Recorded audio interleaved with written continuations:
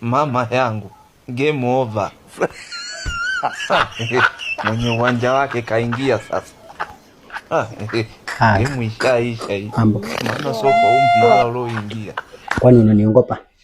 Acha kufanya hiyo kazi, mimi ndio nimekuajiri hapa kwa hii nyumba. So usikuwe na shaka. Mbona? Sikuwa nataka weekend ni kuosha mahali tutaenda. Twende. Na wote hivi nikipatikana na bibi yako. Bibi yangu hana shida. Uonje hiyo usikie. Nje usikie, usiongope. Unaongopa nini? Sikia uko sawa. Sawa. Nitajua venye nitakuongezea mshahara chini ya maji. Mimi naogopa. Bibi akiweza nipata. Bibi hata akikupata, mimi ndiye mwenye huko. Lakini naye atatupata aje?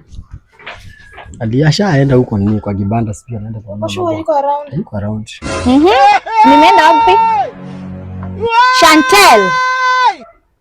Wewe ndo nimekutoa ushago. Hizi ni nini kwanza unapea mfanyikazi? Siwezi ongea na maid. Okay, hizi ni nini unampea? Unafikiria sijaona ukimkunyisha?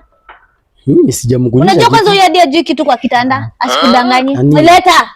Hizi vitu kwanza ni ananunuanga, hivyo ndio huwa anakudanganya. Okay, nani ukulipa? Nani ukulipa? Wewe. Si ni mimi? Hiyo M-Pesa ishaisoma hii jina ya mumo. Hapana. Cheki wewe mwanaume, nitakurudisha ushago, sawa? Siwezi ongea na maid. Utakuja kuniharibia wasichana wa nyumba. Mimi siongea na maid. Toka hapa. Usiongee na maid, toka hapa. Enda huko. Achilia. Nonsense. Toka hapa. Wewe Chantel. Sasa siwezi kaa. Nikupate tena na mwanaume wewe. Si unajua niko na watoto na yeye. Nitakurudisha kwenye Nyamira. Tusizoeane. Last warning.